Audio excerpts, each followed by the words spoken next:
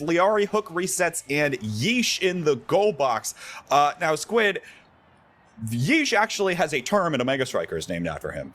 What's that? In which, referring to the Yeesh line, where the goalie would walk too far forward, allowing the goal to come in as a result. So we'll see just how much that ends up happening, but was one of these first goalies that was playing hyper-aggressively. Yeah, I have to say, I kind of understand the concept of the Yeesh line based on what you're just describing to me. We've definitely seen it a couple of times, but I've seen some aggressive goaltenders. You know, in my time watching Omega Strikers, I've seen a couple of aggressive goaltenders, and believe you me, in my time as casting Rocket League, I've certainly seen a lot of aggressive defenses overall. So we'll see how things pan out. Actually, I didn't quite catch the ban there. Is there a particular reason Yeesh is switching off Atlas? Because I feel like that would probably be a fairly strong... That would be my pick for a strong striker here on Demon DAIS. But, you know, coming with a DUBU pick, I can't be mad at that. Yeah, I mean, there could be a bunch of reasons, large part of which could be the actual Awakening screen, right, with the starter Awakenings that are coming out. True. Part of the reason could be that the player or the character he wanted to ban ended up getting banned away. Sure. Oh, I might have turned on my Discord volume a little bit too loud there. Okay, I'm gonna So we'll see what it down. happens here. As character select comes in, I actually didn't catch the bans either, so I am going back in the stream to try to catch what the bans were, as now we see the starter Awakenings on our screen. It is Quick Strikes plus Monumentalist both coming out, which explains why we see DUBUs on our screen. That does explain the DUBUs, but simultaneously, you could have argued that would be a good one for Atlas. I'm gonna have to assume that Atlas was the ban. If anybody in chat caught that and you wanna, correct the commentator, that's the thing. By the way, hashtag correct the commentator. Zentaro ban. That actually makes a lot of sense. Yeah, Zentaro invites for the bans. Yep, that makes sense. Don't want those on there, but yeah, I mean, the Atlas as well, but I think the DUBU here provides a little bit more of a forward presence, right? Whereas the Expanse is maybe a little awkward to go around the barriers that are just about the size. Now, maybe you make the argument that, okay, well, the Expanse is larger now because you've got Monumentalist, but there's... Who knows? At the end of the day, I think DUBU is probably just a more preferred striker, and for that matter, Luca's kind of signature striker is this DUBU as well, as Lyarri on the Rasmus will be able to put one away. And Luca's been kind of rising the ranks in solo queue as kind of more known to be that DUBU one trick, so that is part of the logic there on that side.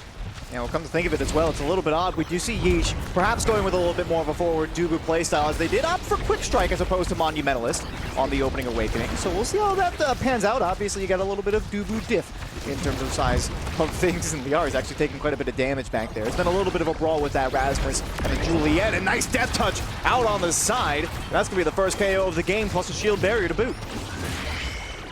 And now you see that Maelstrom come through, doesn't connect with the core, and Luke on the clear just gets this right back into his own corner.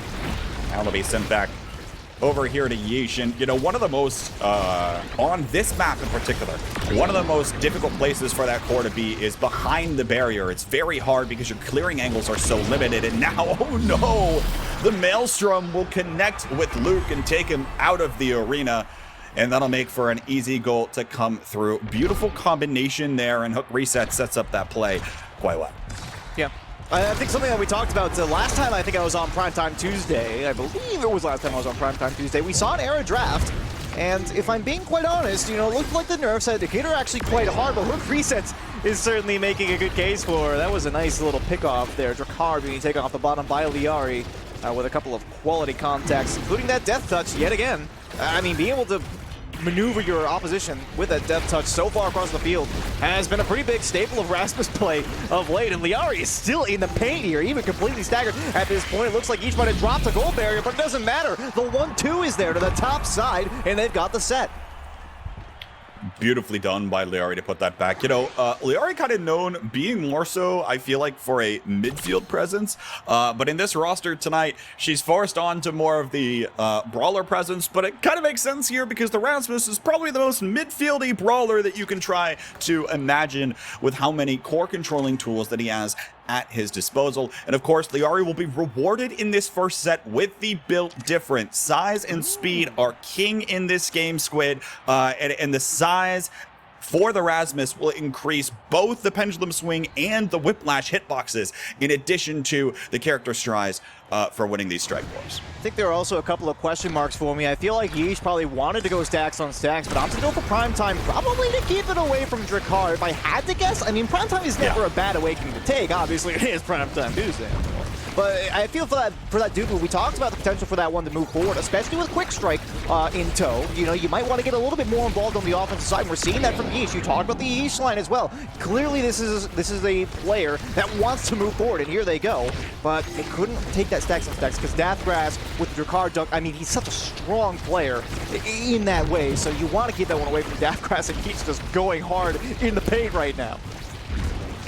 Yeah, Yeesh moved up so far again, but now gets KO'd by DUBU, who's able to find one, and now looking for the other goal barrier, but can't find it there. Now the strike will connect from Daftgrass. Molten won't find the core, as DUBU looks to try to find the dribble, but also still cannot collect the core, and now is met with a maelstrom to the face and the summer assault to send him off of the arena. Here's the core flip, but now Lyarri finds the pendulum swing, and just when you thought that Winterfall might have had an opportunity, it's a double power play for the side of Mochi Melody.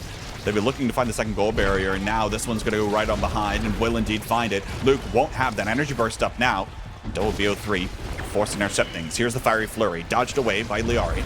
Looking for this once again. Tofu Fortress limits the clear angles here, as that core was able to slip by, and now Lyarri wins the strike war at the top of the goal box. We'll put another one back for Mochi Melody. You talk about how Lyarri's, you know, usually that midfielder role, but right now is this Rasmus. Of course, you have to take on the brawler role. You got to take the power forward. You got an era on your team. That is going to be your job, but Lyarri, she is fitting right into it. I have to say, there have been so many times where it looks a bit dicey, but they actually get the first KO here. Lyarri again is staggered here, but they've got all of the tempo. They pull both shield bearers. Death Touch isn't quite there. The 1-2 from Yeesh, who's all the way upfield right about now. And finally, some clearance and a little bit of relief here, but even double best of 3, but core flip being denied. They've got very low stagger on their primary forward, and DUBU is in their face right now. I mean, there it is. Yeesh all the way up. We talked about it earlier. He's certainly getting aggressive and getting involved. Now with the Tofu Fortress out, looking for the pass to come around, and now it's just going to be sticking out in this corner here. The DUBU's going to meet up with one another, you know, exchanging some strats or something, and now finally the fiery flurry from DUBU will send Yeesh away, but Lyarri is there to pick up the core. This pendulum swing won't connect. Now looking for the bottom corner. Death Touch pulled back, interrupted by the summer assault, and Daftgrass looks to try to pick this one up, but no. Denied for now. Lyarri picks up the pendulum swing, looking for the shot again, but it just finds overtime. Here's the other Tofu Fortress back out the other way. And now this core is just bouncing back and forth between these two goalies. Maelstrom clears at the top side, but not quite well timed. And now, no, Luke's not down there in time. And it's 5 straight for Mochi Melody. That one just snuck a little bit by Daftgrass there. And Luke actually had the core flip up, but I don't believe they were expecting that one to get past the Drakkar. So it may have been just a simple, I guess, misjudgment and a bit of a rare one at that. The defenses have been rather stalwart here. Realistically, on both sides. Yeesh, though, of course, has been the star of the show in terms of storylines, I think. Because of how far up they're willing to go. This Maelstrom going to come out. Going to try to split the field there for Hook. It doesn't quite work out. Yeesh not able to defend the back line. And maybe Winterfall will get a little bit of momentum as Lyarri is taken off the map for, I believe, for the first time this game. They've got 1 shield barrier down. They're looking for 2. Tofu while not doing any favors. Energy burst, though, is there. Luke gets stunned, or excuse me, slowed just a little bit by that bewitching beam. There will be a shield barrier on the other side. They do get the second one down, but they have yet to score a single goal in this game. Can they stave off the 2-set deficit? Nice play from Luke there, trying to find the clear, and now with Yeesh gone, this is the power play they kind of need. DUBU looks for the dash punch right on the Hook resets. Can't find it there. Now core flip from Daftgrass down DUBU. They'll find the top corner as Yeesh comes in back from the respawn. Here comes the fiery flurry again in the corner. Gets met with the maelstrom. There's the core flip. It's gonna get used. DUBU is able to send it back with the punch. Winterfall snaps the drought here. As now Winter might be starting to come alive, given by the fact maybe temperatures are starting to cool off a little bit in this game. We're starting to, you know, calm ourselves down as things are freezing over.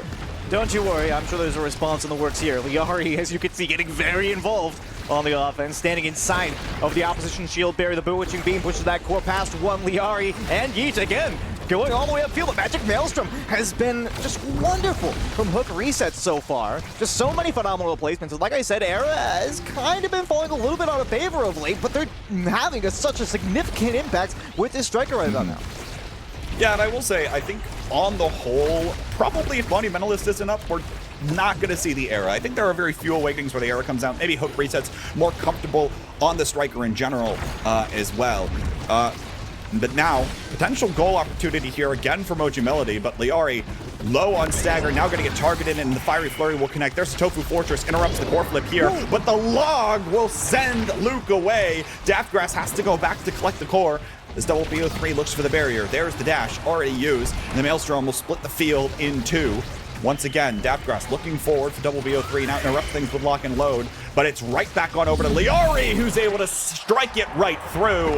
And it's still 6-1 so far in this game. Mochi Melody is making some music.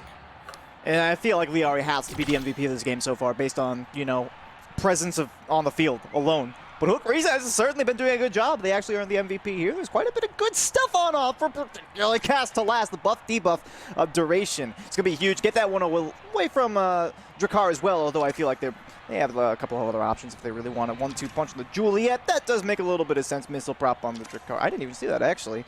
But that's going to change the face of this a little bit. I mean, Daftgrass has been notably quiet, I think, in this one. I realistically think that Winterfall, as a unit, they haven't really been making massive waves so far. The Juliet hasn't been coming out necessarily in force. The Drakkar hasn't had any superb dunks or particular combat ability from what we've seen. And Daftgrass actually almost goes off the bottom pretty much immediately. DUBU not doing so hot and stagger themselves. They're getting in on Lyarri, but Lyarri has been a particularly elusive character so far during this game, only being KO'd once. Yeah, and you're noticing it takes so much out of both DUBU and Daftgrass to get Lyarri's stagger bar. They're slowly trying to just chip her down and then finally find a way to send her away. But now she's able to come up with one on the back end. And you talk a little bit about, you know, Winterfall maybe not able to put all the pieces together. And look, they're kind of off-rolling here tonight as well, right? Normally, Daftgrass would probably be the more forward brawler. Mystic is coming in as the midfielder role. But this time, DUBU playing the Juliet. Daftgrass trying to play this more midfield Drakkar that even Mystic is known for. But, you know, can't quite seem to put all the pieces together here, and now Lyarri once again death touch. Luke does have that energy burst online, so it will not be the easy goal. Now core flip used to DUBU, can't convert it into the barrier, but now looking to punch each away, now gets knocked away themselves, and the pendulum swing will come in from Lyarri. That strike will come through to the top corner, riding the sonic wave of the bumper, and Mochi Melody now just 2 goals away from a game victory. And a phenomenal team play as well. Hook resets burning the core flip to throw DUBU up to the top side and instantly followed up with that pendulum swing, as you mentioned there, from Lyarri. So, I mean, it's that vision, that team chemistry coming in clutch for them. And Lyarri and Hook resets both just having a phenomenal game in terms of presence overall. Again, Lyarri stagger. We'll see if they can capitalize on this opportunity. DUBU does pick up the KO, but only at the cost of Daftgrass. So it's going to be a striker for striker trade. And honestly, with the Juliet having a little bit of trouble managing their way around the field, it feels like Hook resets is going to have a lot of freedom in that 2v2. It does come and go without much action. Yeah, and look, you know, DUBU, now he's taken off the pitch, but was forced into taking a double KO, actually comes out here as well. We'll see if Daftgrass can actually hold on. As I'll hold my thought for a moment on this double power play. Hook resets down to Lyarri. He'll find the barrier. That's the last one. Log will interrupt things. Lyarri looking for the pendulum swing. Can't quite find it as both the other members come back online. Death touch comes back in. But here comes the Maelstrom looking to close out this corner. Luke is forced to dodge away, and that sends the core right down to Lyarri, who's able to send it right on away. But look, DUBU on this Juliet, right, was forced into taking the perfect form earlier, which I feel like in its own obviously is an incredibly solid awakening. On Juliet, especially as just basically it's one awakening, not going to be as beneficial. Now has the 1-2 punch and will be looking for more power on some of these KOs, but without anything else, they're continuing to just get bullied around, as I'm not even allowed to make a point, Squidd. Mochi Melody is just going to send us away on this game. They take the last one 3-0. They conceded exactly 1 goal that game. And I think a deserved MVP there for Lyarri. What's there to be said that hasn't already been said? I mean, we'll take a look here at the stats page in just a second and see. And this is why I was talking about Lyarri is definitely my MVP. Most damage on team, most damage in game, albeit a thin margin, but still. And then 8 goals, 0 assists. But I feel like that's a moot point when you score literally 8 out of 9 of the goals required to win the game. I feel for Yeesh and Hook resets, they both had a presence upfield. Hook resets in particular doing an amazing job on the air. But something I kind of want to look back on Kbot. Let's talk about the composition here, because I feel like it lent itself particularly well to what Lyarri and Hook resets and Yeesh were trying to do. And to me, it looked an awful lot like zone control.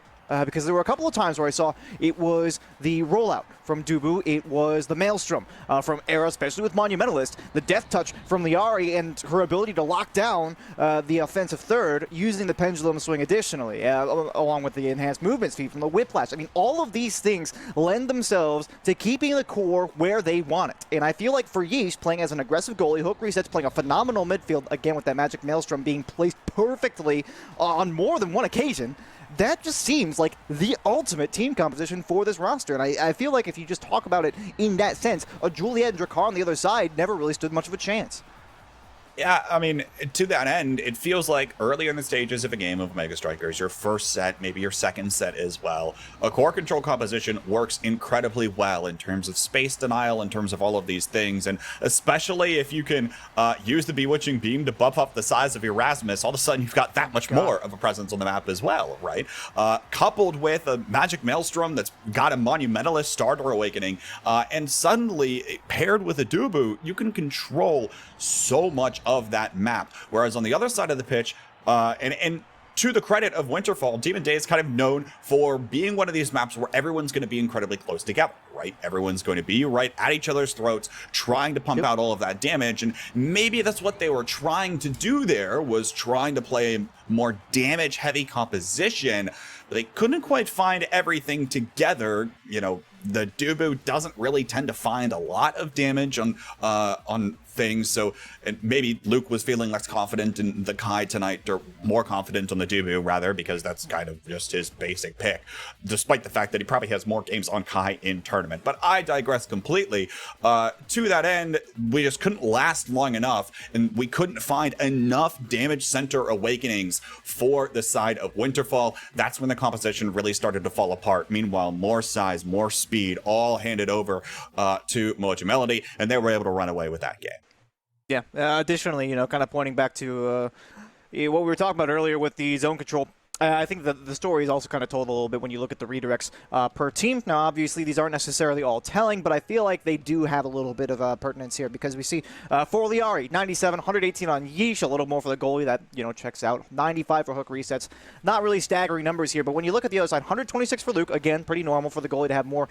47 on double BO3. And I think that's kind of where you can start to see that this is actually like a valid point, is because they just could not get the core away. I mean, Juliet was being zoned out a lot of the time. Daftgrass also with 87. Again, not too much fewer than the opposing forwards, but when you take a look at that and it's sum total, it does start to add up a little bit when your forward just not having that much of an impact. And then especially with a Juliet, you could say, all right, forgivable if you don't have as many hits on the core, right? Because Juliet's job is usually to get that final dunk into the net or to harass the opposing strikers. But in this instance, double best of 3, they just could not quite make it happen, right? They had 5 KOs, they had 22k damage, again, very close to the highest damage in the game, but they couldn't quite come up to Lyarri, especially after Lyarri takes MVP set 1, and they get the build different immediately. And Juliet, like you said, had really no explicit brawling awakenings. I think that's kind of where the problem started to maybe like snowball a little bit, right? So, and that's the game that you run, right? As a Juliet player, is you go, okay, do I save my dash punch for a player, or do I save a dash punch to try to put a goal away or secure a goal barrier?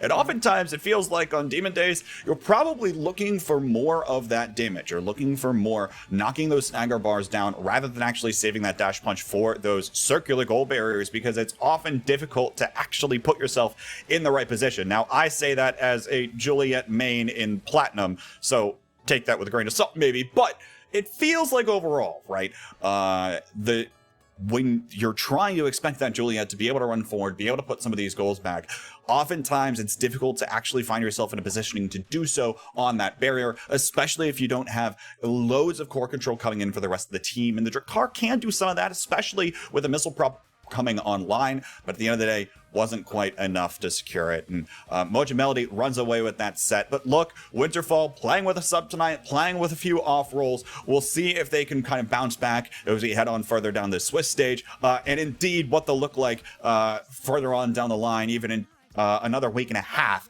as they are preparing for the liftoff tournament as well. Yeah, surely there's a little bit more in them. I feel like there's a little bit of draft diff, awakening diff on this one, and, I'm absolutely certain we'll see more of them in the future, but we're going to go ahead and start to kind of shift into an intermission here as we wait for the next round to get set up. Obviously, there are still games being played. It's a Swiss bracket. We can't do the next round until everybody else finishes. So if you want to follow along, I highly recommend you type !bracket in the chat, because like I've said multiple times on this very show, I don't like going through all the rounds because there are very many of them. And, yeah, we would be here all day. So, yeah, !bracket if you want to follow along. Once all those rounds are done, we'll be back. But for now, it's going to be a short break. Vodible's Primetime Tuesdays will return in just a short moment.